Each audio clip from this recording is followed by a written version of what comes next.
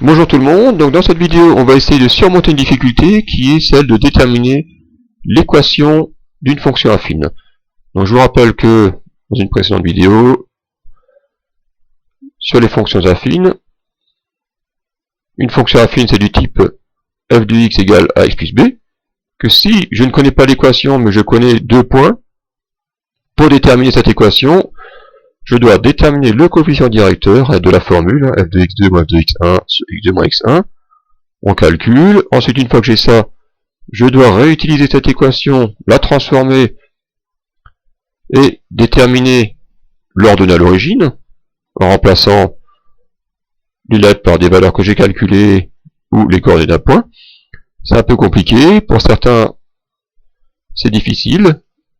Donc, ne vous inquiétez pas, la calculatrice va vous sauver pour surmonter cette difficulté. Alors, on a deux points. Un point A qui a comme coordonnées 5, 13. Un point B qui aurait comme coordonnées 10, 23.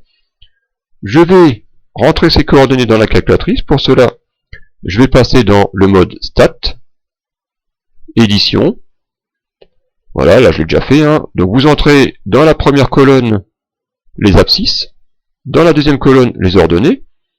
Donc il faut bien faire attention de ne pas se tromper, parce que souvent on a plutôt l'habitude de travailler avec des tableaux horizontaux, et là les colonnes sont verticales. Donc abscisse 5 ordonnée 13 pour le premier point, abscisse 10 ordonnée 23 pour le deuxième point, et ensuite je vais lui demander de modéliser la fonction qui correspond à ces points. Donc je vais dans Stat, je choisis Calque, je sais que je veux une droite, ax plus b. Voilà. On vérifie bien que c'est bien entre L1 et L2. On lui demande de calculer. Il me donne, alors il vous écrit pas directement y égale 2x plus 3, comme ici. Mais il vous donne le coefficient directeur 2, l'ordonnée à l'origine 3.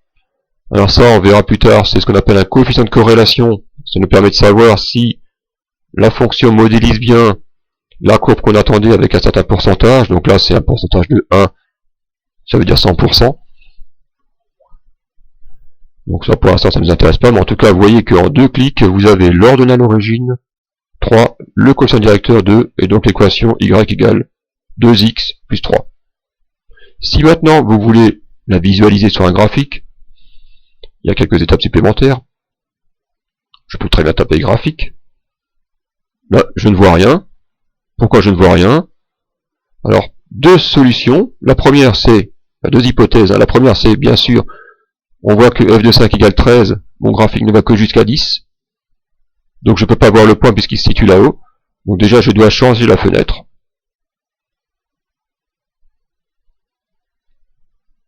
Donc, pour changer la fenêtre, bon, entre 5 et 10, je vais mettre 0. Pour x maximum, 10, je vais prendre un peu plus, je vais prendre 20. Gradation, je peux aller de 2 en 2. Y minimum, je peux prendre 0, je n'ai pas de valeur négative. Par contre, je vois bien que je vais jusqu'à 23, donc je vais aller jusqu'à 30. Je peux aller de 5 en 5. Voilà. Graphique. Donc j'ai mes deux points. Là aussi, peut-être que vous n'avez pas vos deux points parce que vous n'avez pas paramétré la calculatrice pour afficher les statistiques. Donc si vous n'avez toujours pas de points, il faut que vous alliez dans seconde graph stat, et là il faut lui demander d'afficher le graphique. Et de mettre un nuage de points. Donc vous avez plusieurs graphiques statistiques possibles. On va choisir le 1. Vous appuyez sur Entrée. Voilà. Vous avez peut-être non affiché, il faut cliquer sur Afficher. Ensuite, comme on veut des points, on ne veut pas d'histogramme, on ne veut pas de statistiques aujourd'hui.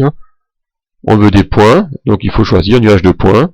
On vérifie bien que les X c'est L1, les Y c'est L2.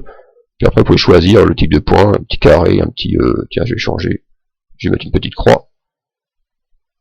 Voilà, si je veux changer la couleur, pareil, si je veux du rouge, du noir, du vert. Puis je retourne sur le graphe, là logiquement vous avez des petits points. Pourquoi il va pas mis de croix?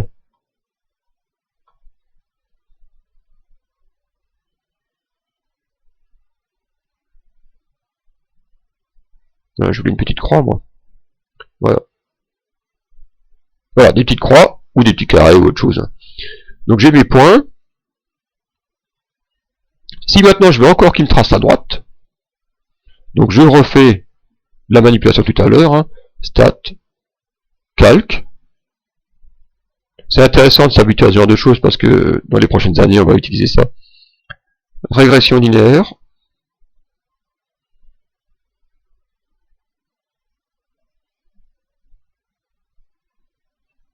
Voilà, calculer.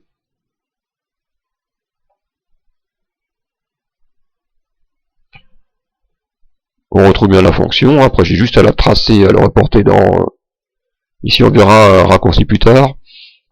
Donc je vérifie que 2x plus 3 passe bien par mes points. Voilà. Si ça c'est juste si vous la tracez, vous voyez que ça prend beaucoup de temps finalement. Alors que l'équation je l'avais en 2-3 clics. Hein. Alors que pour voir le graphique, il y a beaucoup de choses à faire pour la voir. Voilà, donc un moyen de surmonter cette difficulté.